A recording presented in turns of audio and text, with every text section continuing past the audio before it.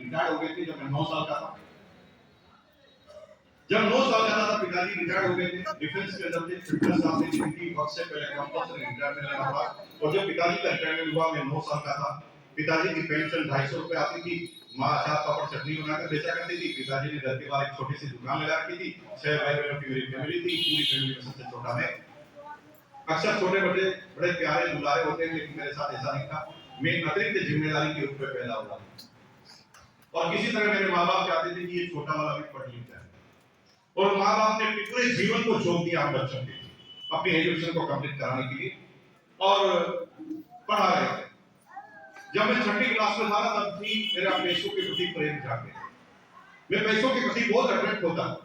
जब पैसों की पूरी गणित मुझे पता नहीं, जब मुझे पैसे गिनना नहीं आते थे, तब मैं पैसों के प्रति अट्रैक्ट होता। बच्चे क्रिकेट गिल्ली डंडा की तरफ अट्रैक्ट होते थे, ट्रॉफी की तरफ अट्रैक्ट होते थे और मेरे जीवन में एक ही चीज दिखती थी कि पैसा। पता क्यों? क्योंकि जब घर में जब भी कोई टेंशन आती थी तो उसकी वजह पैसा होता था। माँ बाप के बीच में जब भी कोई तनाव आता था, टेंशन आती थी तो उसकी वजह भी पैसा होती थी। और दिमाग में फिट हो गया कि मुकेश कोठारी जमकर पैसा कमाना। और मैंने सोच लिया, लेकिन इतना छोटा था कि मेरी बात पर कोई बिलीव ही नहीं करता। मैं किसी भी व्यक्ति को समझदार को बोलता था भाई मैं बिजनेस करने वाला हूं, तो कुछ देर तक मुस्कुराता था, मेरे सिर पर हाथ करके कहता हाँ तू करेगा करेगा एक दिन करेगा। वो हंसी मजाक में डाल देता था। मुझे समझ भी नहीं आता था कि मेरे साथ ऐसा क्या होगा। मैं किसी से हेल्प मांगता था तो मेरी कोई हेल्प भी नहीं करता था, शायद मैं छोटा था और सब लोग सोचते थे बच्चा है ये क्या करेगा। तो फिर मैंने जिम्मेदारी अपने कंधों पे ले ली। जब तक खुद की जिम्मेदारी खुद के कंधों पे नहीं लोगे तब तक जिंदगी भर माँ बाप को कोसते रहोगे। मेरे पिताजी ने मेरे को बिजनेस नहीं कराया, मेरे को दुनिया के साथ नहीं दिया, कोई साथ नहीं देगा दुनिया का। एक टॉपर बता दो जो अपने खानदान को टॉप पे ले गया हो उसका किसी ने साथ दिया हो।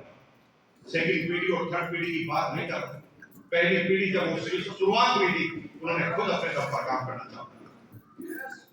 मैंने 5 पैसे 2 पैसे 3 पैसे मुझे खर्चे के लिए टॉफी के लिए मिला करते थे। मैंने उनको बचत करना चालू कर दिया 6ठी क्लास। जब मेरे क्लास के दोस्त मेरे सामने लॉलीपॉप खाते थे तब मैं पैसे इकट्ठे करने लगे। बहुत प्रॉब्लम होती थी। छोटा बच्चा आसानी से पैसे इकट्ठा नहीं कर सकता क्योंकि छोटे बच्चे का ध्यान बार बार भटकता रहता है जब उसका पड़ोसी टॉफी खाता। मेरी क्लास में 5वीं क्लास में मेरी क्लासमेट थी एक लड़की जिसका नाम था ललिता राजपूत। वो मुझे बहुत चिढ़ाती, हमेशा ज्योमेट्री बॉक्स में अपना एक लॉलीपॉप रखती थी। जो ही मैं उसके सामने जाता था वो लॉलीपॉप का रेपर खोल के मेरे सामने चाटती थी। चाट का रेपर लगा के वापस रख देती थी। एक ही टॉफी को 1 महीना चलाती थी। तो मुझे बहुत गुस्सा आता, इतना गुस्सा आता था कि एक दिन मैं भी एक बड़ी सी लॉलीपॉप लाऊंगा, इसको चिढ़ाऊंगा। लेकिन हुई मैं अपने टारगेट को याद करता था, मैं लॉलीपॉप को भूल जाता। क्या समझाना चाहता? आज का आपका सीट का पॉइंट नंबर 1, जीवन में अगर लक्ष्य रहेंगे तो भटकोगे नहीं। क्या बोला?